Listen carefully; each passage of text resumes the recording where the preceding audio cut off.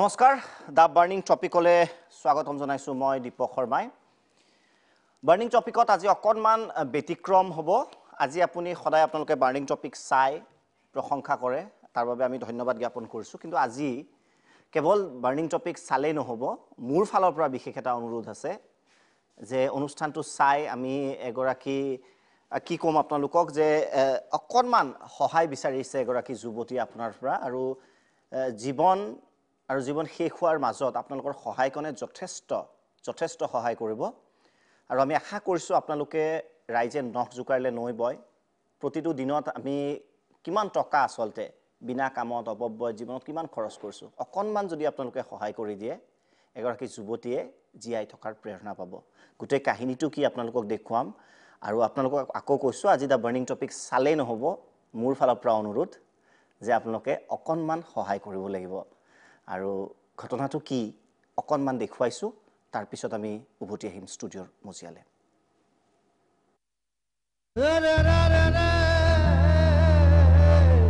ময়ো জীয়াই থাকিব বিচাৰো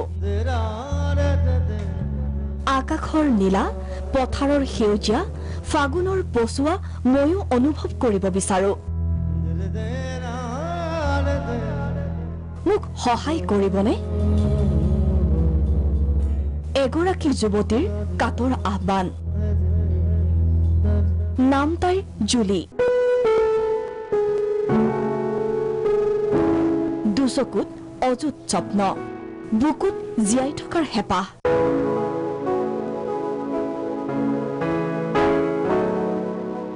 কিন্তু নিষ্ঠুৰ নিয়তি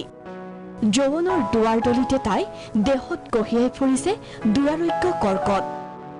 গুৱাহাটী চিকিৎসা মহাবিদ্যালয় হাস্পাতালত চিকিৎসাধীন জুলিক চিকিৎসাৰ বাবে ইতিমধ্যে পিতৃ মাতৃয়ে বিক্ৰী কৰিছে ঘৰ মাটি এতিয়া সকলো শেষ কেৱল সহায়ৰ বাবে বাট চাইছে আপোনালৈ 2014 ডিসেম্বৰৰ পৰা তেতিয়াৰ পৰা ট্ৰিটমেন্ট কৰিলো এতিয়ালৈ কৰিয়ে আছো নিজৰ অলপ মাটি আছিল তেতিয়া বিকিলো ৰাইজেও দিছে অলপ হেল্প কৰিছে নিশ্চয় জুলিৰ মাতৃ আমাৰ লগতে আছে চাৰিগৰাকী অতিথি আছে আমাৰ ষ্টুডিওত লেখিকা মনিকা শৰ্মা আছে স্বাগতম জনাইছো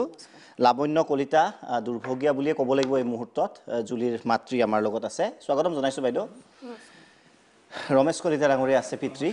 এই মুহূৰ্তত অসহায় পিতৃ মাতৃ বুলি ক'লেও ভুল নহ'ব কাৰণ তেওঁলোকে গোটেই দৃশ্যটো তিলকে চাই থাকিবলগীয়া আছে আৰু আপোনালোকৰ সকলোৰে চিনাকি জনপ্ৰিয় কণ্ঠশিল্পী জিনা ৰাজকুমাৰী বাইদেউ আছে আৰু তেওঁৰো অৱশ্যে সকলোৱে জানে বা নজনাসকলৰ বাবে কৈছো যে কণ্ঠশিল্পী বিহুত প্ৰগ্ৰাম কৰি আছে কিন্তু নিজৰো এটা কাহিনী আছে অকনমান সেই কাহিনী কৰবাত নহয় কৰবাত জুলিৰ পিতৃ মাতৃক বা আপোনাক প্ৰেৰণা দিব বাইদেউ আপোনাৰ পৰাও শুনিম সেই কথাসমূহ নিশ্চয় প্ৰথমতে মই লাবণ্য কলিতা বাইদেউ আপোনাৰ ওচৰত আহিব বিচাৰিছো এগৰাকী মাতৃ হিচাপে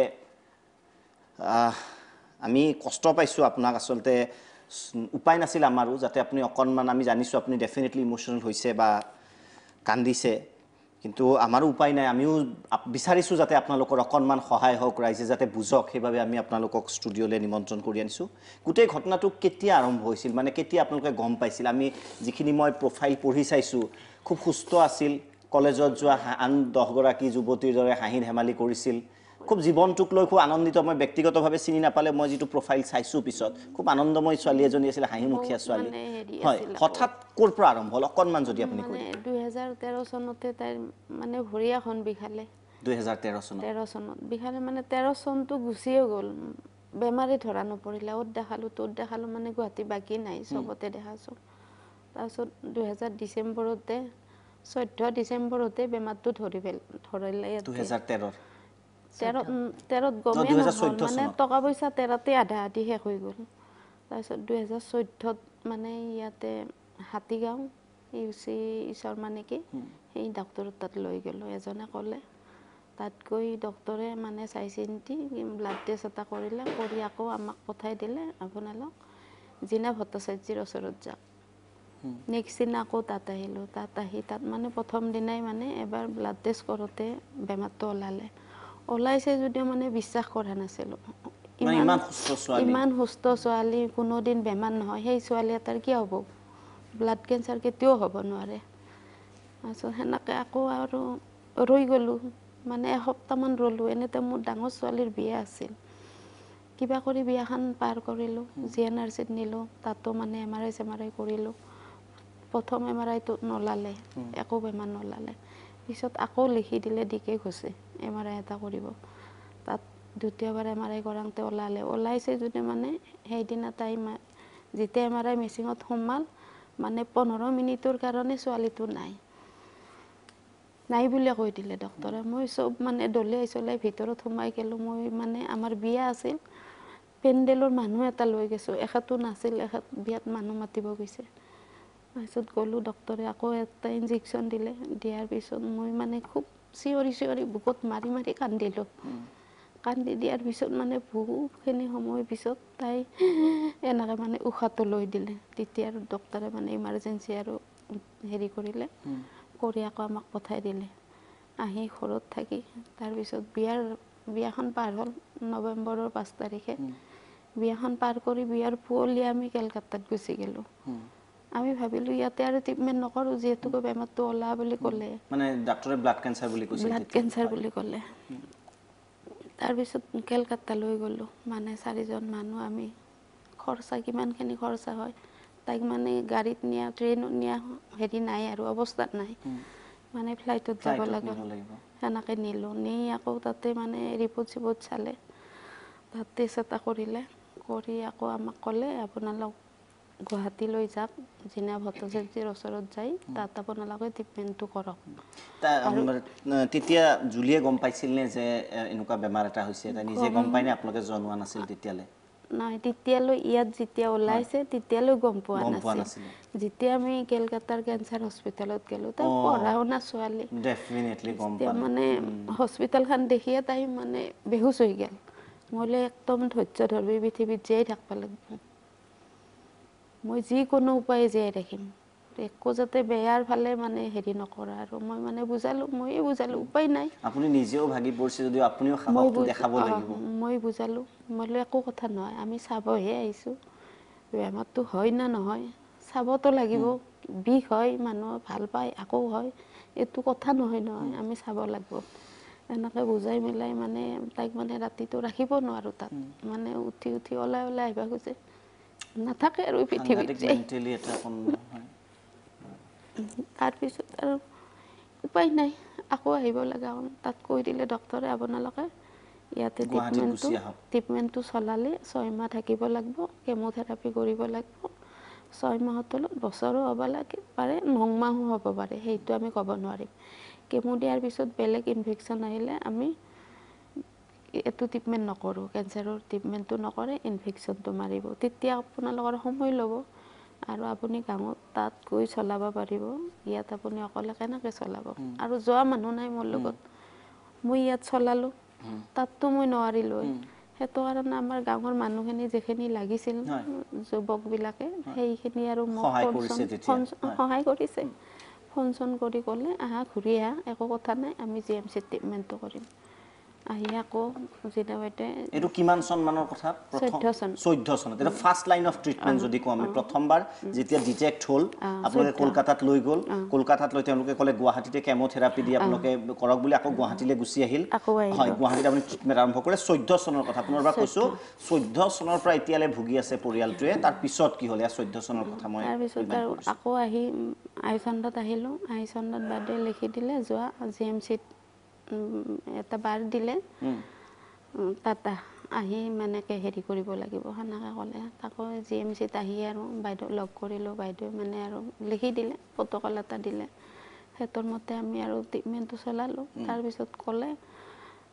কৈছিল তেতিয়া মানে ওলাইছিল কথাটো বনমেৰো মানে ট্ৰেন্সফাৰ কৰিব লাগিব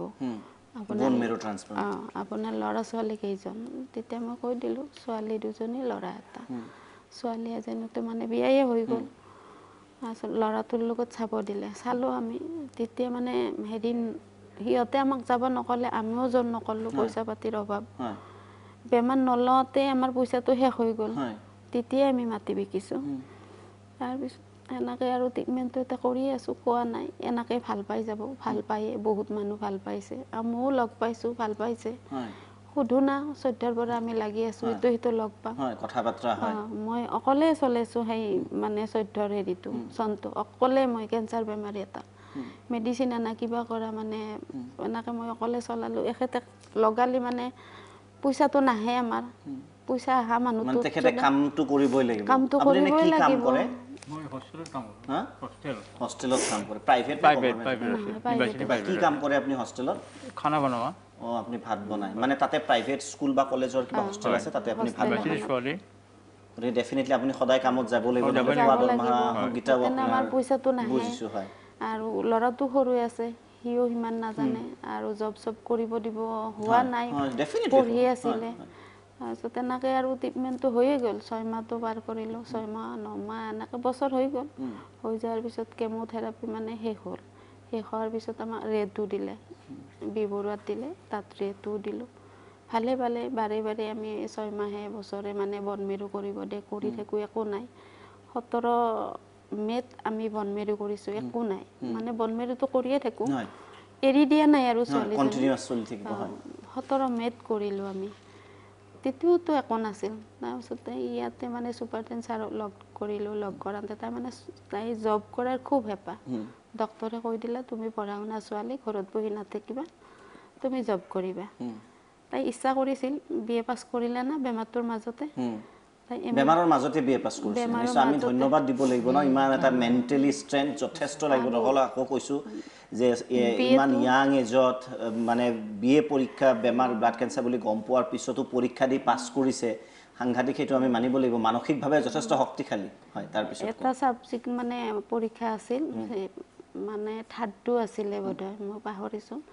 তাৰপিছত মই লৈ গ'লোঁ মই নিদিওঁ পৰীক্ষা দিব তাই পৰীক্ষা দিয়ে মানে বেল চেল মাৰি মই গাড়ী এখন ভাড়া কৰি মই লৈ গৈছোঁ পৰীক্ষা দিবা তাৰপিছত প্ৰিন্সিপালে দেখি ক'লে তুমি তোমাৰ ভৱিষ্যত চোৱা তুমি পৰীক্ষা আকৌ দিব পাৰিবা তোমাৰ দুইটা পৰীক্ষা একেলগে ল'ম তুমি ঘৰলৈ যোৱা তাৰপিছত বোলো ছাৰ পেচেণ্টটো নাযায় ইমান মানে কষ্ট কৰি পৰীক্ষাটো দিম বুলি আহিছে মোৰো খৰচা গাড়ী ভাড়া 1000 টকা মই গাড়ী ভাড়া লৈ পেলাই মই পৰীক্ষা দিব নিলোঁ তাৰপিছত পৰীক্ষাটো দিব নিদিলে দুইটা একেলগে ল'ম বুলি ক'লে আহিলোঁ আকৌ আহি আৰু বেমাৰটো মানে কোৰ্চটো শেষ কৰিলোঁ এবছৰীয়া কোৰ্চটো শেষ কৰি উঠি আকৌ মানে হেৰিটো আহিলে ফাইনেলটো আহি মই সিমান এটা হেৰি কৰা নাছিলোঁ দি বুলিও কোৱা নাই নেদিবি বুলিও কোৱা নাই বোলো যি কৰা সেনেকৈ তাই পৰীক্ষাটো দিম বুলিয়ে কৰে আৰম্ভ কৰিলে আকৌ পঢ়াৰ পৰীক্ষাটো দিলে বি এটো ভালকৈ পাছ কৰিলে ফাৰ্ষ্ট ক্লাছ পাছ কৰিছে বি এটো কেঞ্চাৰ বেমাৰী এটা হয় বি এটো তেনেকৈ পাছ কৰিলে তাৰপিছত আৰু এম এ পঢ়িব ইচ্ছা কৰিছিল মই বোলো বাদ দিয়ে এম এ পঢ়িব নালাগে কিবা এটা জবত সোমা মই সেইটো কথা ভাবি ল'লোঁ আৰু তাতো কৈছে আৰু মইনো পঢ়ি থাকি কি হ'ব তাইনো এটা লেকচাৰাৰ হ'ব পাৰিব না এম এ পঢ়ি কেঞ্চাৰ বেমাৰী এটা মই সেই ভাবটো লৈ আৰু তাইক মানা কৰিলোঁ ইমান জ্ঞান বা এৱাৰনেছটো নাই ডেফিনেটলি বিং এ হয় তাৰপিছত মই তেনেকৈ মানা কৰিলোঁ আৰু এডমিশ্যনটো দিয়া নহ'ল এনেই হেল্প কৰিম বুলি কৈছিল এম এ কমল ডক্টৰ হয় JMCৰে হেমাটলজিৰ ডক্টৰ সেই ডক্টৰে তাৰমানে কৈছিলে যদি এম এত এডমিশ্যন লয় পইচাটো মই দিম মই আৰু ছাৰক প্ৰশ্ন কৰিলোঁ মই বোলো এডমিশ্যনৰ পইচাটো দিব বাৰে বাৰে অহা যোৱা খৰচাটো কোনে কৰিব সেনেকৈ কৈ মই এডমিশ্যনটো কিন্তু ছাৰে দিম বুলি কৈছিলে মই সেনেকৈ পইচাটো নলালোঁ আৰু এডমিশ্যনটো লেটেষ্টলি কেতিয়া হৈছিল বেমাৰটো লেটেষ্টলি কেতিয়া আৰু বেছি হ'ল এতিয়া আকৌ 18 ডিচেম্বৰত 18 ডিচেম্বৰ 2018 2018 ডিচেম্বৰত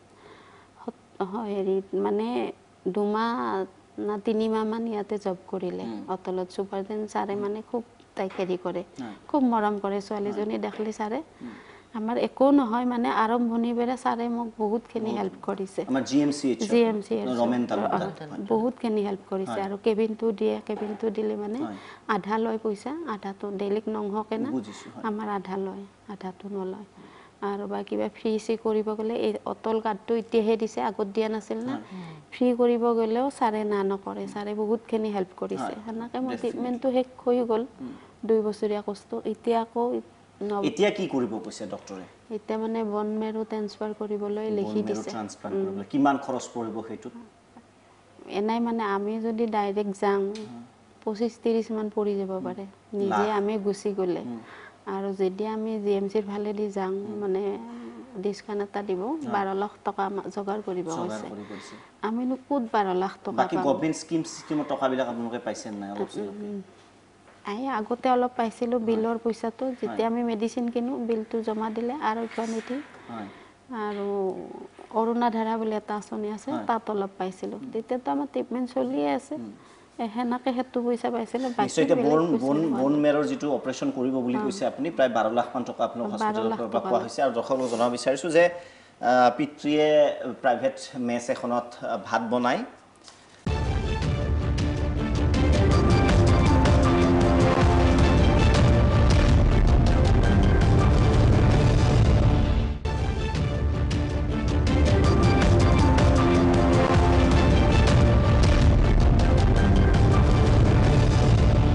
জিৰা ডক্টৰ মই আপোনাৰ ওচৰত আহিব বিচাৰিছোঁ প্ৰথমতে ফাইনেন্সিয়েল এছপেক্টটো আছে এইটো মই পাতিম কিন্তু মেণ্টেল ষ্ট্ৰেংথ মানে হঠাৎ যুৱতী এগৰাকীক হস্পিটেল লৈ যোৱা হৈছে কেলকাতাত গম পোৱা নাই কিহৰ বাবে গৈছে গৈ দেখিছে এইটো কেঞ্চাৰ হস্পিটেল মেণ্টেলি সেই শ্বকটো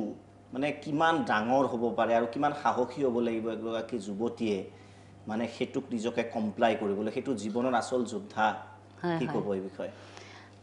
মোৰ ব্যক্তিগত অভিজ্ঞতাৰ পৰা ক'ব বিচাৰিছোঁ প্ৰথমতে মই পৰিয়ালটোক এতিয়াও যথেষ্ট তেওঁলোক ভাৰাক্ৰান্ত হৈছে তথাপিও মানুহৰ জীৱনৰ যিটো আমাৰ গতি আমাৰ মানসিক শক্তি আপোনালোকে হেৰুৱাব নালাগে সেইটো মোৰ ফালৰ পৰা মই এবাৰ ক'লোঁ আপোনালোকক আৰু নিজৰ অভিজ্ঞতা বুলি ক'ব গ'লে মই 2014 চনত মোৰ নিজৰ খুৰীদেউগৰাকীৰ হঠাতে মই দেখা নাছিলোঁ কেতিয়াও এনেকুৱা ওচৰৰ পৰা তেখেতৰ মানে ব্ৰেষ্ট কেঞ্চাৰ হৈছে বুলি গুৱাহাটীলৈ লৈ অনাৰ পাছত গম পালোঁ ইয়াত হঠাতে কি হৈছে বোলো গুৱাহাটীলৈ লৈ যাওঁ বোলা দেখুৱাবলৈ তেনেকৈ আহোঁতে বিবুৰত গম পালোঁ যে তেখেতৰ ব্ৰেষ্ট কেঞ্চাৰ হৈছে ষ্টেজ 3 কোনো গমো নাপায় মানে চিমটমছ মানে এটা বইল ধৰণৰ উঠিছে মোক দেখুৱাইছিলে ময়ো নাজানো সেইটো কি মই খালি কৈছিলোঁ মই লাকলৈ গৈছিলোঁ ঘৰলৈ বোলো গুৱাহাটীলৈ লৈ যাওঁ ব'ল তাতে ট্ৰিটমেণ্ট কৰিম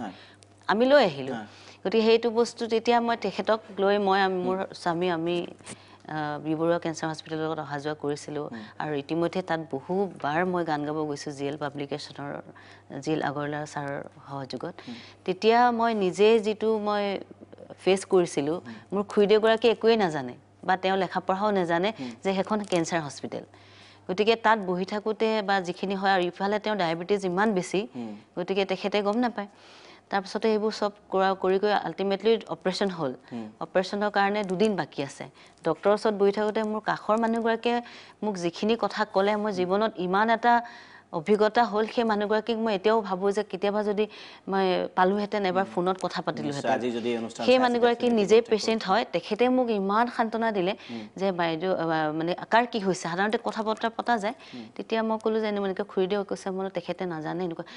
নাই তেখেতক আপোনালোকে জনাই দিয়ক যে এইটো হৈছে অপাৰেশ্যন যদি পাইছে আৰু আপোনালোকে একো নাই মানুহৰ জীৱনত চব বেমাৰ থাকিব পাৰে তেওঁ পেচেণ্ট তেওঁ কৈছে মই আজি কিমান বছৰ হ'ল মই চেকআপত আহিছোঁ এখেতৰ দৰে এগৰাকী মহিলা বয়সৰ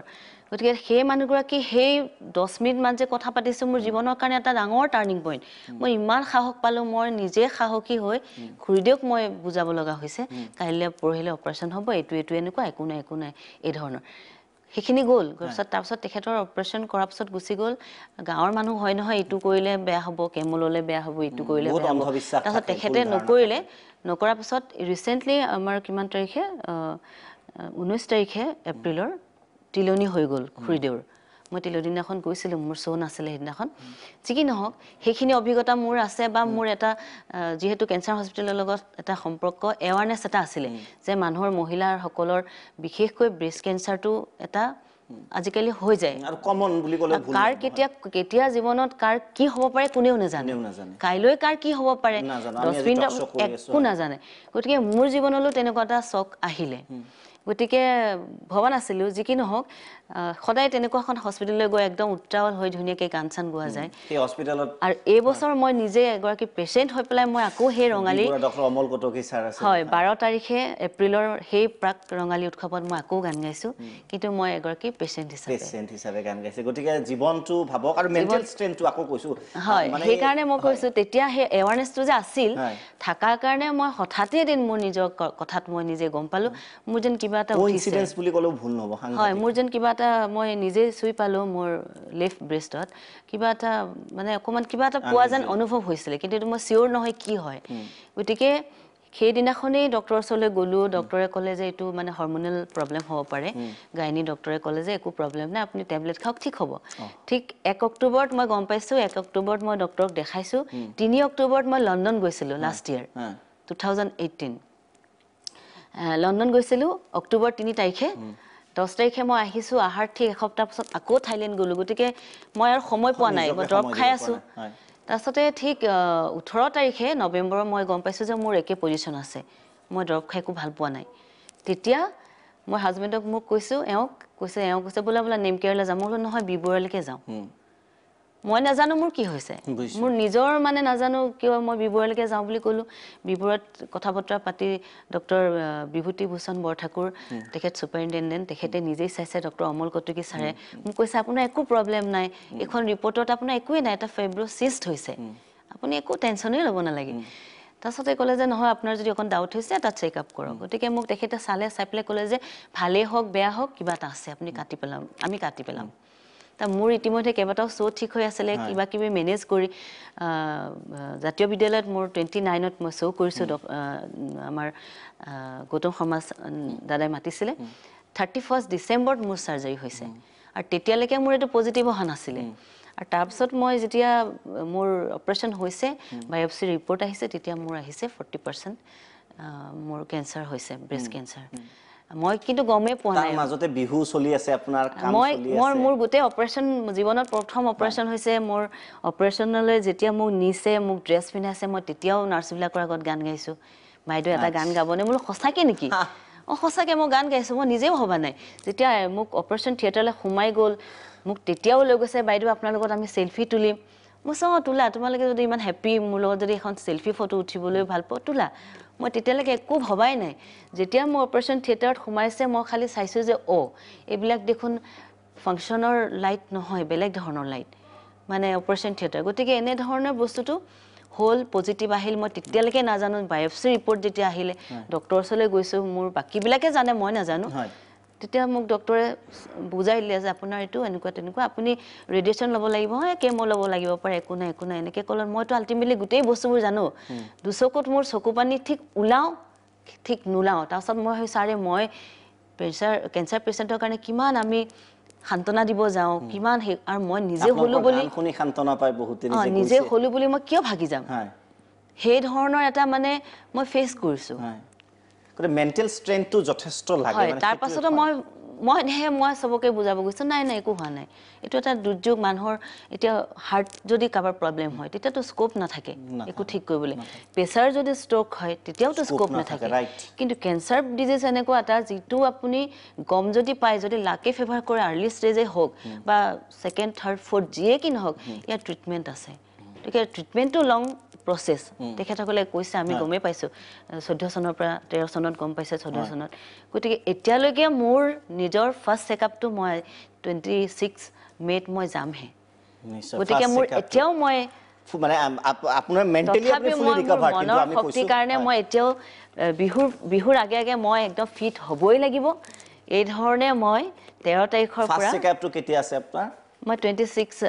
মে'ত মই যাম মে'ত যাব গতিকে আমি অসমবাসীয়ে ডেফিনেটলি প্ৰাৰ্থনা কৰিব 13 তাৰিখৰ পৰা শ্ব' কৰি আছোঁ এতিয়ালৈকে গতিকে মানসিক শক্তিৰ প্ৰয়োজন ইয়াৰ লগে লগে আৰ্থিকভাৱেও আজি আমি যিটো কথা পাতি আছোঁ যে জুলি এগৰাকী যুৱতী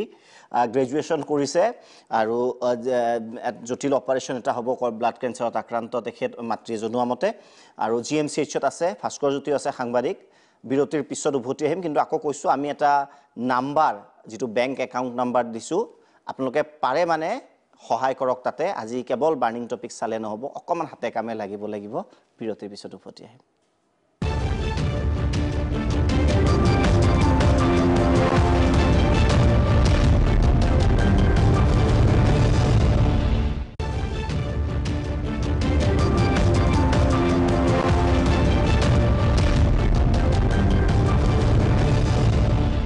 বিৰতিৰ পিছত উভতি আছোঁ মই ব্যক্তিগতভাৱে আজি ধন্যবাদ জ্ঞাপন কৰিছোঁ অসমৰ বিভিন্ন প্ৰান্তৰ ৰাইজক যিদৰে ৰাইজে মৰম কৰিছে যিদৰে ৰাইজে সহায় কৰিছে এইগৰাকী যুৱতীক আমি ফোন নাম্বাৰ এটা দিছোঁ অনুগ্ৰহ কৰি আপোনালোকে ফোন কৰিব নাম্বাৰটোত আপোনালোকৰ নামটো জনাব জনাইছে ইতিমধ্যে বিভিন্নজনে অজস্ৰজনে ফোন কৰিছে যি পাৰে আকৌ কৈছোঁ যি পাৰে আপোনালোকৰ তৰফৰ পৰা আৰু সেইখিনি আপোনালোকে সহায় কৰক আমি প্ৰাগ নিউজে নিৰন্তৰ প্ৰচেষ্টা চলাইছোঁ আৰু এটা মই আপোনালোকক কথা কম কথাটো ক'লে হয়তো আপোনালোকে আবেগিক হৈ পৰিব মই শুনি আবেগিক হৈ পৰিছোঁ যেতিয়া বিৰতি চলি আছিল মই পিতৃ মাতৃক সুধিছিলোঁ জুলিৰ পিতৃ মাতৃক যে এতিয়া কিদৰে আছে GMCHত তেতিয়া মাকগৰাকীয়ে খুব এটা মানে যিটো আশাৰ বতৰা মানসিকভাৱে যে হাৰি যোৱা নাই যুৱতীগৰাকী তেওঁ ক'লে যে আজি ৰাতিপুৱা নহয় জানো বাইদেউ আজি আমি যেহেতু প্ৰাগ নিউজত একাউণ্ট নাম্বাৰটো আগতে দিছিলোঁ আমি নিউজ কৰিছিলোঁ তেওঁ হস্পিটেলৰ বেডৰ পৰা উঠি আহি নিজে ATMটো চেক কৰি চাইছে ATMত যে কিমান পইচা হ'ল আজি মই আকৌ কৈছোঁ ব্লাড কেঞ্চাৰত আক্ৰান্ত এগৰাকী যুৱতী GMCHত বহি যিহেতু আমি ইয়াৰ পূৰ্বে যোৱাকালি আমি নিউজ কৰিছিলোঁ আজি নিজে বেডৰ পৰা উঠি আহি GMCHৰ যিটো ATM আছে তাত গৈ ATMটো চেক কৰি চাইছে কিমান টকা আহিলে মানে জীয়াই থকাৰ বাবে কিমান দূৰ আগবাঢ়িলে গতিকে আশা কৰিছোঁ কাইলৈ ৰাতিপুৱাও নিশ্চয় যুৱতীগৰাকীয়ে চাব আপোনালোকে সেই সহায় আগবঢ়াওক আৰু আপোনালোকৰ অকণমান সহায় আকৌ কৈছোঁ আপোনালোকৰ অকণমান সহায় কাৰোবাৰ জীৱন ঘূৰাই দিয়াত সম্ভৱ হ'ব পাৰে মনীষা শৰ্মা আছে লেখিকা সমাজৰ বিভিন্ন কামৰ সৈতে আপুনি জড়িত কি ক'ব এগৰাকী বিশেষকৈ মই যদি চাওঁ মাতৃ এগৰাকীৰ মই যদি আৰু এটা বেলেগ এংগলত চাওঁ ডেফিনেটলি পিতৃয়ে নিজৰ কাম কৰিছে তেওঁ শ্ৰদ্ধাৰ পাত্ৰ কিন্তু মাতৃ আৰু এগৰাকী যুৱতীৰ যিটো সম্পৰ্ক মানে মাক জীয়েকৰ যিটো সম্পৰ্ক হস্পিটেলত লৈ গৈছে প্ৰথম অৱস্থাত মাকে কৈছে তোৰ একো নহয় ইফালে মাকো হয়তো ভিতৰে ভিতৰে ভাগি পৰিছে কিন্তু কান্দিব পৰা নাই মানে মাক কান্দিলে ছোৱালীও কান্দিব এগৰাকী মহিলাৰ বাবে সামগ্ৰিকভাৱে মহিলা দুৰ্বল বুলি কয় বহুতে কিন্তু মই ভাবোঁ যে ইমান শক্তি পুৰুষৰো হয়তো নাই কি ক'ব এই মুহূৰ্তত মই প্ৰথমতে এটা কথা কওঁ তেখেতসকলে এতিয়াও যে লাগি আছে আজি ইমান বছৰে হ'ল আৰু ইহঁতসকলৰ মানসিক দৃঢ়তা যিটো খুব বেছি শক্তিশালী আৰু সেইটো কাৰণে মই নাৰী হিচাপে কওঁ যে মই কেতিয়াও হাৰি যাব নিবিচাৰোঁ মোৰ ফালৰ পৰাও মই তেনেকুৱা আৰু সেইকাৰণে মই ক'ব খুজিছোঁ জুলিয়ে হওক জুলিৰ মাতৃয়ে হওক কেতিয়াও হাৰি যোৱাটো বিচাৰিব নালাগে আৰু এটা কথা হ'ল কি আমি যিহেতু অসমবাসীক এটা অনুৰোধ কৰিছোঁ আমি এইটো হেৰি দি সকলোৱে সহায় সহযোগিতা ইতিমধ্যে বহুতখিনি পাইছে আপুনি কৈছে আৰু আহিব সঁহাৰি নিশ্চয় পাব ইয়াতে কথা হ'ল কি আজি ইমান বছৰে এখেতসকলে যুঁজি আছে 14ৰ পৰা আজি 19লৈকে নহয় জানো কথাটো 14ৰ পৰা 19লৈকে গতিকে মই ভাবোঁ সমাজৰ বা আমি আজি চৰকাৰৰ কথা কওঁ চৰকাৰখনৰ এটা দায়বদ্ধতা আছে আৰু তেখেতসকলৰ এইটো নিয়ম যে এইটোৱেই কাৰণে যে সমাজ কল্যাণমুখী হয় চৰকাৰ গতিকে আমি আজি মই লেখিকা এজন হিচাপে আপোনালোকৰ ওচৰত কোৱা নাই মই জুলিৰ মাতৃ বা পিতৃক এটা কথা কৈছোঁ বা আপোনাৰ হৈ বা অসমবাসীকো ক'ব বিচাৰিছোঁ যে আমি এজন সাধাৰণ মই নাৰী হিচাপে কৈছোঁ অনুৰোধ কৰিছোঁ চৰকাৰে আমাক সহায় কৰক জুলিক সহায় কৰক কল্যাণমুখী চৰকাৰ বুলি আমি ভাবোঁ যিহেতু সেইটো কাৰণে নিশ্চয় এটা সৰু মই ৰাজকুমাৰী বাইদেউৰ ওচৰত আহিব বিচাৰিছোঁ আপুনি কৈছে যে সৰুকৈ আপুনি মই আকৌ কৈছোঁ একো ডাঙৰকৈ আপোনালোকে সহায় কৰিব লাগে নিজৰ খাদ্যলৈ কিবা এটা সহায় কৰক আপুনি কিবা এটা ক'ব বিচাৰিছিলে আমি এক্সাম্পল ডেফিনেটলি ছেট কৰিব লাগিব দিনা ৰাজকুমাৰী হয় মই মোৰ ফালৰ পৰা এতিয়া বৰ্তমান 1000 এটা মই দিব বিচাৰিছোঁ 1000 টকা এটা বাইদেউ এইটো লওক আৰু বাইদেউ এইটো লওক আৰু আকৌ কৈছোঁ এয়া জীৱনৰ বাবে আমি যিমান পাৰোঁ অকণমান আমি আমাৰ ফালৰ পৰা সহায় কৰিব ভাস্কৰ জ্যোতিৰ ওচৰলৈ যাব বিচাৰিছোঁ ভাস্কৰ জ্যোতি GMCHৰ সন্মুখত আছে ভাস্কৰ জ্যোতি আপোনাৰ ওচৰলৈ আহিব বিচাৰিছোঁ আপুনি ষ্টৰিটো প্ৰথম ফ'ল' কৰিছিলে ভাস্কৰ জ্যোতি যদি শুনিব পাৰিছে হয় ষ্টৰিটো আপুনি প্ৰথম ফ'ল' কৰিছিলে আৰু আজি আমি যেহেতু অনুষ্ঠানটো কৰিছোঁ মাতৃ আজি যিটো কথা ক'লে যে আজি ৰাতিপুৱাও আমি যেতিয়া ষ্টৰি কৰিছিলোঁ ATMটো চাই আহিছে যে আচলতে কিমান টকা জমা হ'ল পিতৃ মাতৃৰ আৰ্থিক অৱস্থা জানে জুলিয়ে ভাস্কৰ জ্যোতি এই গোটেই ঘটনাটোৰ সম্পৰ্কে আপুনি কি ক'ব কাৰণ এয়া এজন ৰিপৰ্টাৰৰ বাবে এটা ষ্টৰি আমাৰ বাবে এটা নিউজ কিন্তু এওঁলোকৰ জীৱনৰ বাবে এয়া জীৱন আৰু মৃত্যুৰ প্ৰশ্ন গতিকে মই আকৌ কৈছোঁ এইটো ষ্টৰি বুলি নকওঁ এই ঘটনাটো আপুনি যিহেতু ফ'ল' কৰিছে এই মুহূৰ্তত কি ক'ব ভাস্কৰ জ্যোতি আৰু এটা কথা মই জনাই থওঁ আপোনাক অসমৰ বিভিন্ন প্ৰান্তৰ ৰাইজে যথেষ্ট সহায় কৰিছে এই মুহূৰ্তলৈ আৰু আমি আশা কৰি আছোঁ সহায়ৰ বাবে ভাস্কৰ জ্যোতি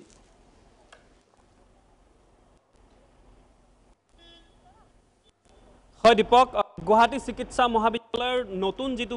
নতুন বিল্ডিঙৰ 8 নম্বৰ কোঠাটোত যেতিয়া আহিছিলোঁ, যেতিয়া সোমাই পৰিছিলোঁ, জুলি আছিল, তাত জুলি এখন বিচনাত পৰিছিল। লগে লগে মনটো যেন সেমেকি উঠিছিলে। আমি নিউজৰ বাবে গৈছিলোঁ, কিন্তু আমাৰ মনত আহিছিলে যে এইগৰাকী যুৱতীক যি ধৰণে নোৱাৰোঁ বা যি ধৰণে যেনেকৈ নহওক কিয় আমি কিছু সহায় কৰিব পাৰোঁ তাৰ বাবে বাতৰি কৰিছিলোঁ। কিন্তু দেখিছোঁ যে জুলিয়ে ছটফটাই আছে বিচনাত, যেন যন্ত্ৰণাই ডুবি আছে। জীৱনৰ যিখিনি সময় যৌৱনৰ এই সময়খিনিত যেন সপোনবোৰ ঠন ধৰি উঠিছিলেহে মাত্ৰ, যেন নিমিষতে সকলো শেষ হৈ গ'ল। তাইৰ ৰঙীন জীৱনৰ যিবোৰ পোহৰ যেন এন্ধাৰ নামি আহিল, হঠাৎ যেন কাল ধুমুহা এজাক নামি আহিল। তথাপিও তাইৰ চকুত আমি দেখিছোঁ আশাৰ ৰেঙনি, জীয়াই থকাৰ হেঁপাহ দেখিছোঁ তাইৰ দুচকুত। আমি যেতিয়া বহু সময় কথা পাতিছিলোঁ, মই যেতিয়া আহিছিলোঁ সেই কোঠাটোত যেতিয়া সোমাই পৰিছিলোঁ, তাইৰ লগত মই কথা পাতিছিলোঁ, তাইৰ চকুত দেখিছিলোঁ জীয়াই থকাৰ বহু হেঁপাহ আৰু জীৱনক লৈ বহুত নতুন সপোন তাই আজিও যেন পুহি ৰাখিছে তাইৰ বুকুত। আৰু মই ভাবোঁ সেই সপোনটোৱে আকৌ ঠন ধৰি উঠিব, তাইৰ জীয়াই থকা হেঁপাহ যেন আকৌ ফলপ্ৰসূ হ'ব। মই এইখিনিতে যিহেতু আমি সকলোৱে সহায় বিচাৰি আমাৰ এই অনুষ্ঠান কৰিছোঁ, মই এটা কথা ক'ব বিচাৰোঁ, প্ৰাগ নিউজ দৰ্শকসকল যিসকলে বৰ্তমান আমাৰ এই অনুষ্ঠান চাই আছে, তেওঁলোকে যদি কিছু সময় পিছুৱাই যায়, আজি পুৱাৰ ভাগৰ পৰা তেওঁলোকে দিনটো এতিয়ালৈকে যি কৰিলে তাৰে একাংশৰ হয়তো মনোৰঞ্জনৰ বাবে, বিভিন্ন মনোৰঞ্জনৰ বাবে বহু টকা আজিৰ দিনত খৰচ কৰিলে। কিন্তু মই কওঁ, এটা দিনৰ মনোৰঞ্জন নকৰি আপুনি যদি অকণমান সহায় কৰে এইগৰাকী যুৱতীক, তাই এটা জীৱন পাব আৰু আপোনাৰ বাবে জীৱনটো পৰি থাকিব মনোৰঞ্জনৰ বাবে। কিন্তু আপোনাৰ সেই এটা দিনৰ মনোৰঞ্জন যদি আপুনি নকৰে, এগৰাকী যুৱতীয়ে জীৱন এটা পাব। এবাৰ ভাবি চাওকচোন, যিসকলে আমাৰ এই অনুষ্ঠানটো চাই তেওঁলোকে যদি কিঞ্চিত সহায় কৰে এইগৰাকী যুৱতী, নিশ্চয় সেই যুৱতীগৰাকীয়ে আকৌ যে এটা নতুন জীৱন পাব। 8 নম্বৰ কোঠাটোত এতিয়াও যন্ত্ৰণাত ছটফটাই আছে, কিন্তু মই কৈছোঁ দীপক, তাই আশাৰ যেন দুচকুত আজিও আশা আছে, দুচকুত এতিয়াও জীয়াই থকাৰ যেন হেঁপাহ আছে। আমি পিতৃ মাতৃৰ লগত কথা পাতিছিলোঁ, পিতৃ মাতৃয়ে সমস্ত এই যি 14 চনৰ পৰা চিকিৎসা কৰি আছে, 14 চনৰ পৰা আজি প্ৰায় 5টা বছৰ চিকিৎসা কৰিছে, বিভিন্ন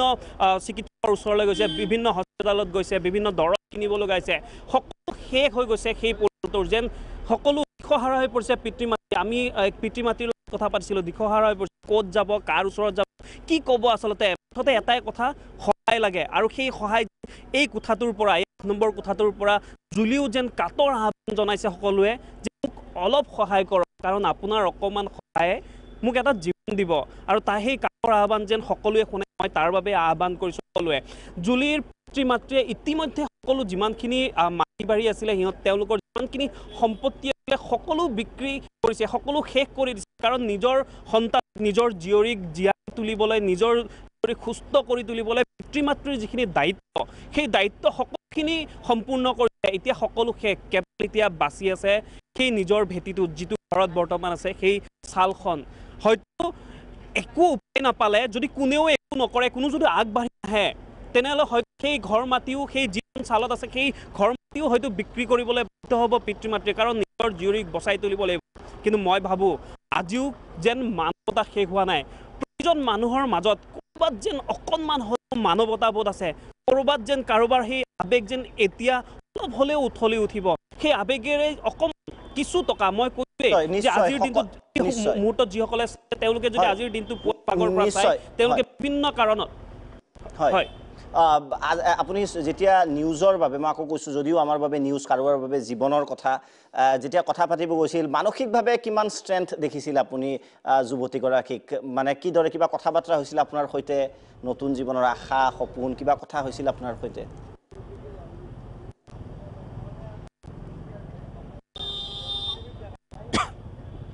হয় দীপক, আমি কথা পাতিছিলোঁ, মই জুলিৰ লগত বহুত সময় কথা পাতিছিলোঁ। আৰু জুলিৰ তাই কথা যে যথেষ্ট সপোন পুহি ৰাখিছে, আজিও তাই যেন হাৰ মনা নাই, এতিয়াও যেন তাই সুস্থ হৈ উঠিব আৰু আগৰ দৰে তাই কাম কৰিব। মোক কৈছিলে তাই এই চিকিৎসা মহাবিদ্যালয়খনতে তাই কাম কৰিছে, কিছুদিন কাম কৰিব পাইছিলে, সেই আশাও যেন তাই ৰৈ গ'ল। তাই কাম কৰিব বিচাৰে, আকৌ যেন উৰিব বিচাৰে, আকৌ যেন সেই সপোনবোৰ দেখিব বিচাৰে, যেন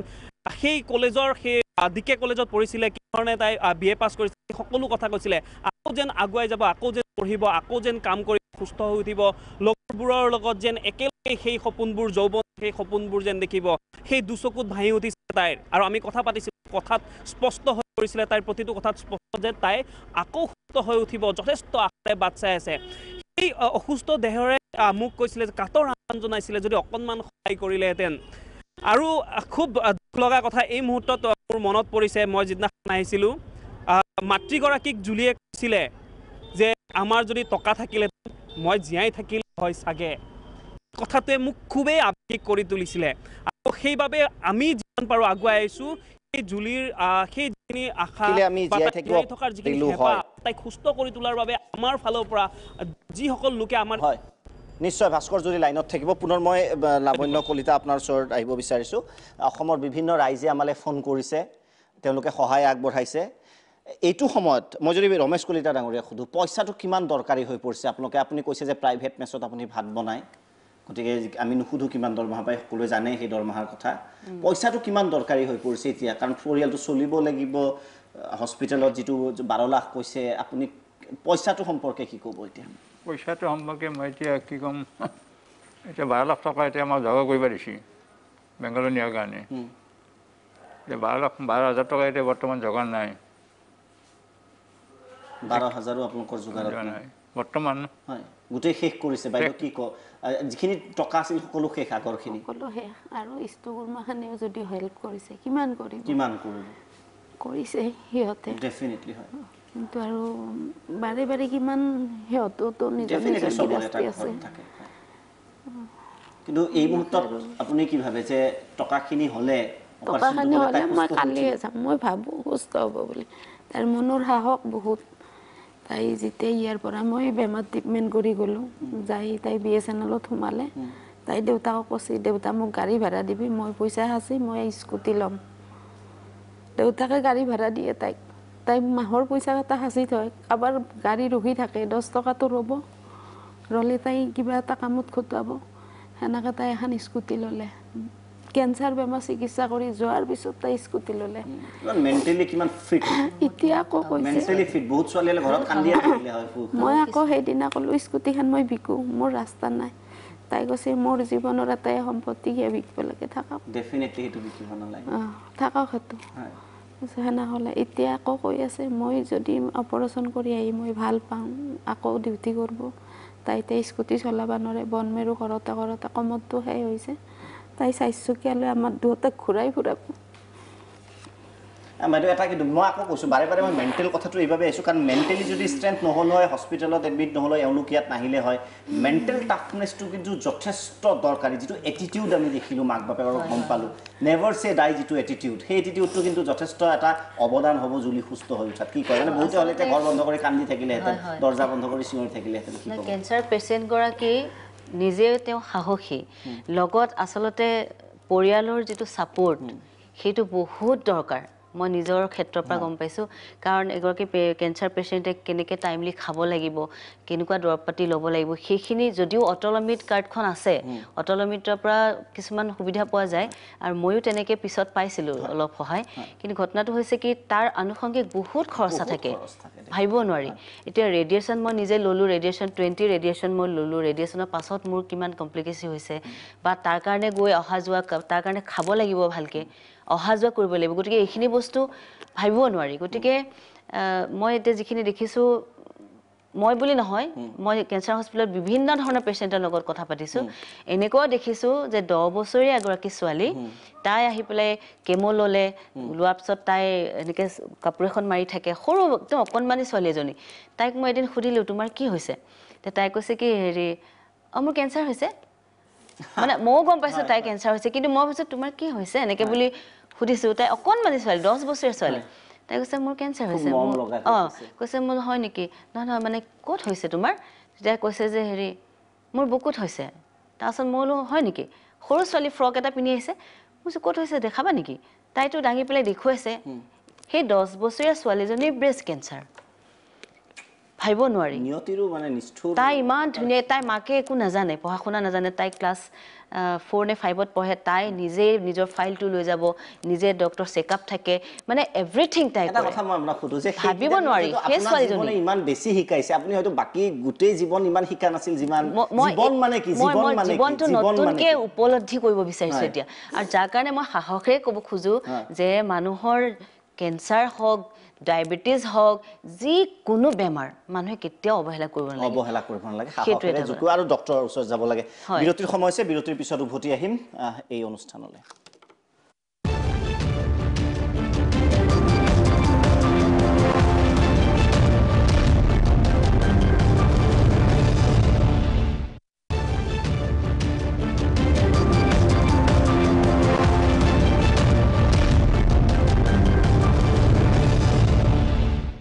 দৰ্শকক জনাব বিচাৰিছোঁ যে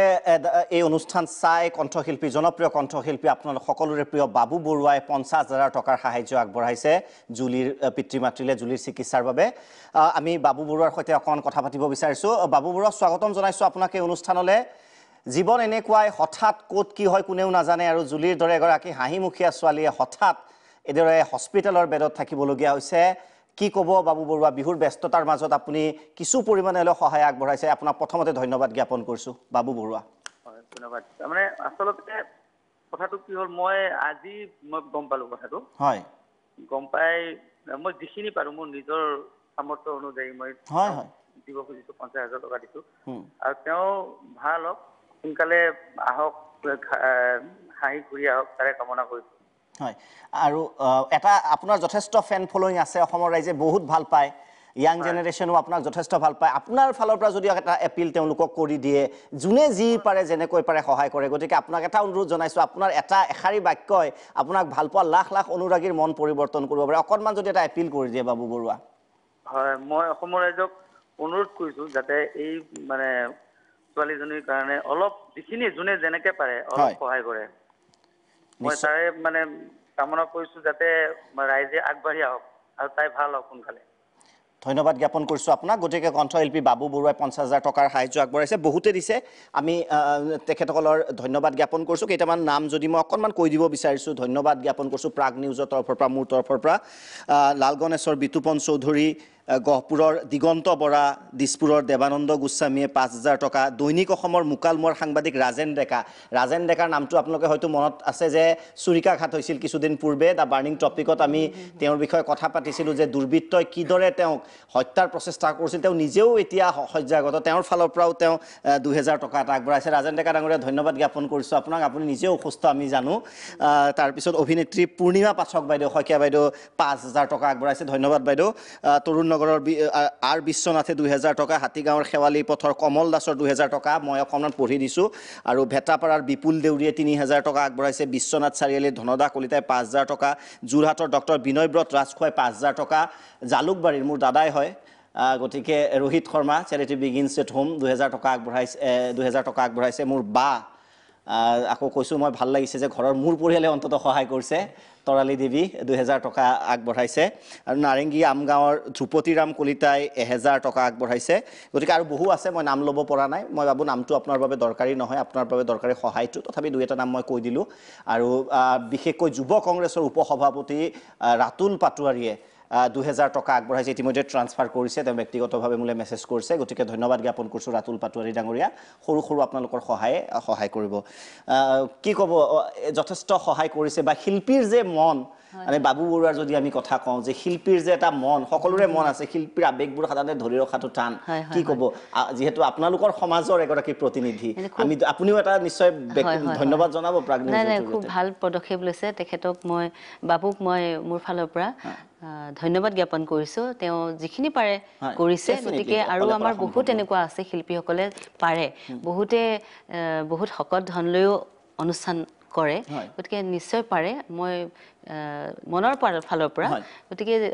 যিখিনি পাৰে কৰক সকলোৱে লগ লাগি অসমৰ ৰাইজে সহায় কৰক আৰু এই সহায়টো আচলতে এই পৰিয়ালটো যে ইয়ালৈ আহিছে আজি যে এই অনুষ্ঠানটো হৈছে ইয়াৰ জৰিয়তে গোটেই ৰাইজে গম পাইছে আৰু এইটো এটা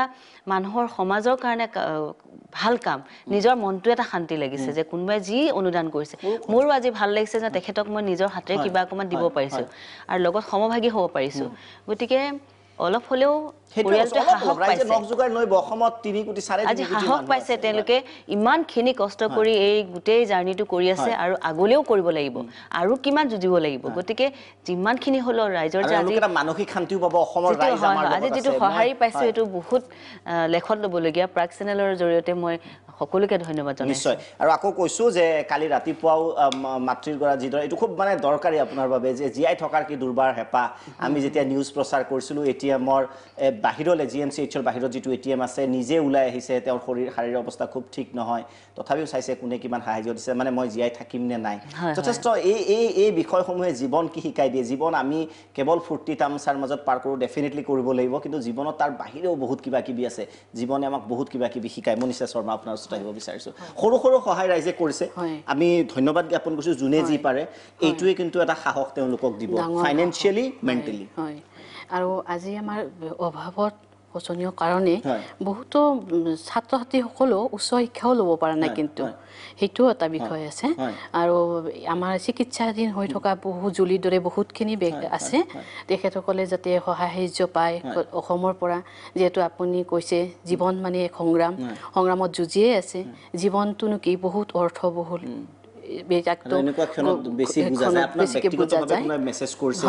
মোক ব্যক্তিগতভাৱে কৈছে আমাৰ অসম সাহিত্য সভাৰ সাহিত্য অনুবাদ বিপুল দেউৰী অনুবাদক বিপুল দেউৰী ডাঙৰীয়া তেখেতে ৩,০০০ টকা ইতিমধ্যে পে' কৰিছে হয় আৰু মোৰ ফালৰ পৰা মই ২,০০০ টকা দিছোঁ হয় আমি আশা কৰিছোঁ অসমৰ ৰাইজে নখ জোকাৰিলে নৈ বয় এইটো অকমানহে কিবা ডেফিনেটলি নাই এইটো সকলোৱে অকণমান সহায় আগবঢ়াব অসমৰ ৰাইজে চাই আছে আপোনালোকে আজি বাৰ্ণিং টপিক চাই থাকিলে নহ'ব এয়া মোৰ অভিমান এয়া মোৰ অনুৰোধ যিয়ে কওক কিয় আপোনালোকে ফোন কৰি আপোনালোকে কিবা এটা অনুদান আগবঢ়াওক জুলিয়ে অপেক্ষা কৰিছে জীৱন এনেকুৱাই সংগ্ৰামৰ মাজেৰে আগবাঢ়িব লাগিব সকলোৱে বিৰতিৰ পিছত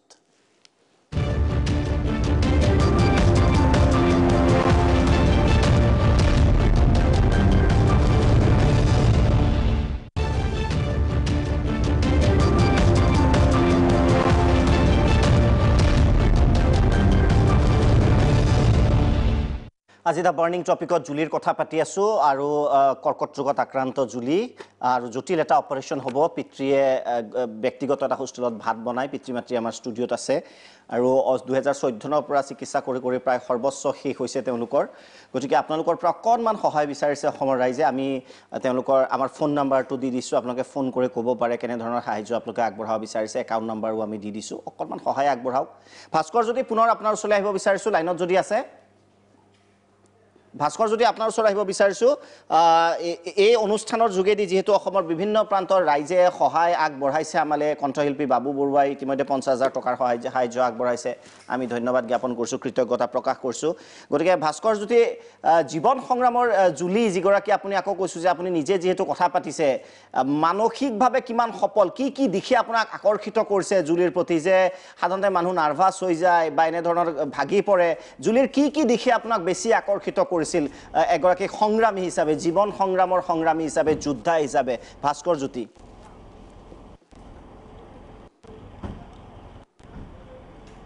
হয় জীৱন আচলতে সংগ্ৰাম এখন যুদ্ধক্ষেত্ৰ আৰু সেই যুদ্ধক্ষেত্ৰত আমি যুঁজি যাব লাগিব আৰু যুঁজাৰু মনটো আছে জুলিৰ যেন সেই যুঁজাৰু মনেৰে যে এতিয়াও জীৱনৰ সৈতে যুঁজি গৈছে যেন এটা নতুন জীৱনৰ কাৰণে তাই যি প্ৰকাৰ নহওক তেওঁ যুঁজি যাবলৈ যেন চেষ্টা কৰি আছে মানসিক যিটো শক্তি সেই মানসিক শক্তি দেখিছোঁ আমি জুলিৰ দুচকুত সেই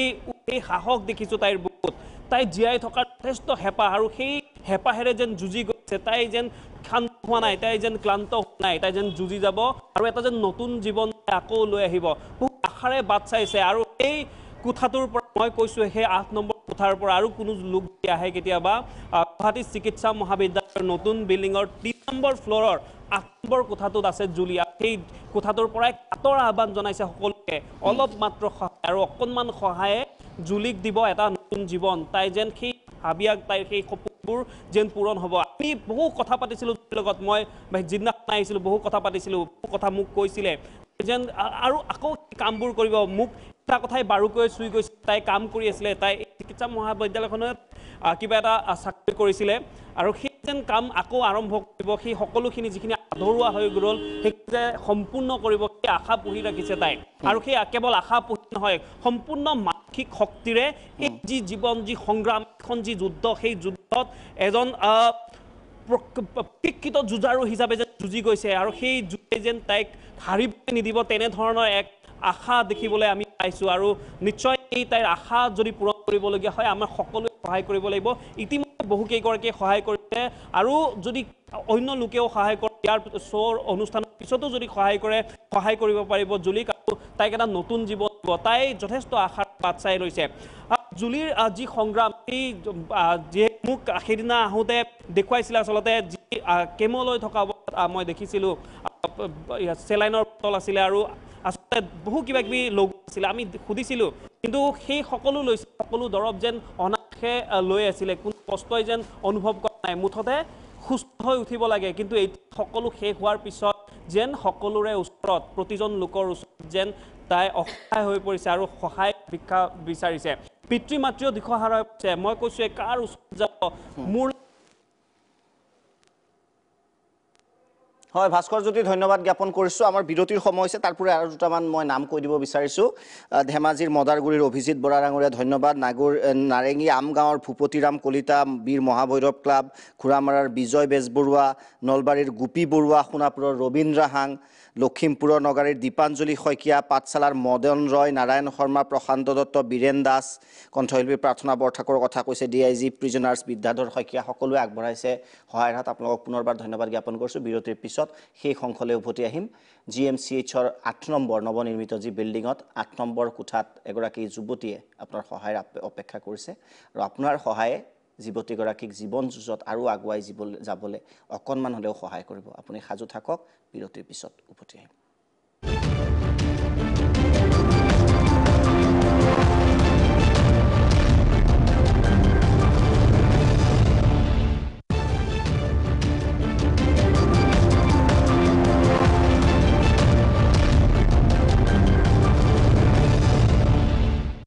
উভতি আহিছোঁ বিৰতিৰ পিছত দ্য বাৰ্ণিং টপিকলৈ। আৰু আজি জুলি 8 নম্বৰ কোঠাত ভাস্কৰ জ্যোতিয়ে কৈছে যে GMCHৰ 8 নম্বৰ কোঠাত নৱনিৰ্মিত বিল্ডিঙৰ ব্লাড কেঞ্চাৰত আক্ৰান্ত, এটা বিশেষ জটিল অস্ত্ৰোপচাৰৰ প্ৰয়োজন। 2014 চনৰ পৰা চিকিৎসা চলি আছে জুলিৰ, আৰু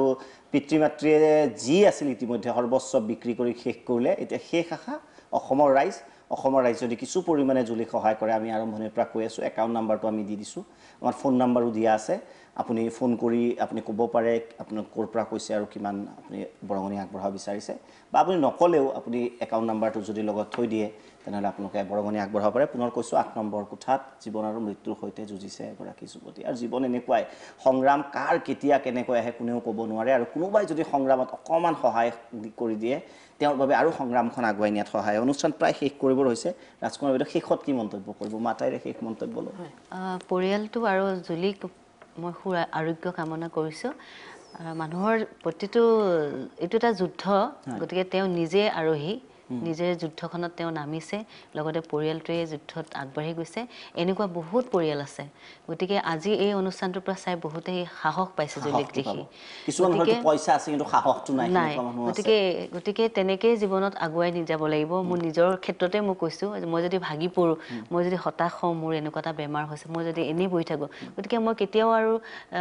আৰোগী হ'ব নোৱাৰোঁ, সদায় ৰোগী ফালে যাব লাগিব। গতিকে মনৰ যিটো প্ৰৱণতা বা মনৰ শক্তিটো, মানসিক শক্তিয়ে এজন মানুহক বহুত আগুৱাই নিব পাৰে। এটা কথা মই পুনৰবাৰ কৈছোঁ, মে'ৰ 27 তাৰিখে আপোনাৰ ফাৰ্ষ্ট চেকআপটো আছে, আৰু ইতিমধ্যে মোৰ পৰহিলৰ পৰা কণ্টিনিউ মোৰ শ্ব' আছে। আমি লাইভ তেনেধৰণে কাম কৰি গৈ আছোঁ। আমি যিনা ৰাজকুমাৰী বাইদেউ অনুষ্ঠানো আমি প্ৰায় লাইভ দেখাই আছোঁ, যিটো উৎসাহেৰে গান পৰিৱেশন কৰিছে। আচলতে জীৱন এনেকুৱাই, সদায় জীৱন জিন্দাবাদ বুলি ক'বই লাগিব যিকোনো পৰিস্থিতিতে, আৰু তেতিয়াহে জীৱনৰ, মই আকৌ কৈছোঁ, কাৰোবাৰ আৰ্থিক অৱস্থা হয়তো ভাল নহ'ব পাৰে, কাৰোবাৰ কিবা হ'ব পাৰে, কাৰোবাৰ বিভিন্ন ধৰণৰ অসুবিধা চবৰে থাকে। মই আকৌ কৈছোঁ, শ্ব' চাই অন্তত মই ভবা নাছিলোঁ যে বাইদেউ এনেকুৱা ধৰণৰ এটা অসুবিধা হৈছে। গতিকে অসমৰ ৰাইজে ক্লাছিক এক্সাম্পল, কেৱল গান গোৱাই নহয়, মনৰো যথেষ্ট শক্তিশালী। আপোনাকো ধন্যবাদ জ্ঞাপন কৰিছোঁ অনুষ্ঠানত অংশগ্ৰহণ কৰাৰ বাবে। পিতৃ হিচাপে কি ক'ব আপুনি অসমৰ ৰাইজক এই মুহূৰ্তত? পিতৃ হিচাপে মই অসমৰ ৰাইজক এটাই অনুৰোধ কৰিছোঁ, ছোৱালীজনী বাচৰ কাৰণে অলপ সহায় সাহায্য কৰে বুলি। মই আপুনি কামত গৈ আছেনে? ডিচেম্বৰৰ পৰা বন্ধ কাম বন্ধ হৈ আছে। হয়, স্থানীয় বিধায়ক পশ্চিম গুৱাহাটী সমষ্টিৰ পৰে, বিধায়কগৰাকীক আপুনি কিবা ক'ব বিচাৰিব নেকি এই মুহূৰ্তত? ৰমেন্দ্ৰ নাৰায়ণ কলিতা, অসম গণ পৰিষদৰ বিধায়ক, কিবা ক'ব বিচাৰিব নেকি? হয়, মই তাত গৈছিলোঁ, ছাৰক মই লগ কৰিছোঁ। লগ কৰাওঁতে তেখেতে ক'লে মানে 20,000 টকা এটা তাৰ পৰা ফাণ্ডৰ পৰা হ'ব। এতিয়া মই কৈছোঁ, লুচিয়ে মোক লগ কৰি আপোনালোকে আলোচনা কৰি যি কৰে, মোক যেনেকৈ পাৰে মোৰ ছোৱালীজনী বচাওক। আমি অনুৰোধ জনাইছোঁ ৰমেন্দ্ৰ নাৰায়ণ কলিতা অসম গণ পৰিষদৰ বিধায়ক সাধাৰণতে এইটো পলিটিকেল শ্ব' নহয় মই পলিটিকেল কথা নকওঁ তথাপিও যথেষ্ট নিষ্ক্ৰিয় হৈ থকা বুলি এটা বদনাম আছে আমি আশা কৰিছোঁ আপোনাৰ সমষ্টিৰ হয় আপোনাৰ ভগ্নী হয় জুলি অকণমান আপুনি এক্টিভ ইনিচিয়েশ্যন এটা লওক বিভিন্ন বিভাগৰ সৈতে যোগাযোগ কৰক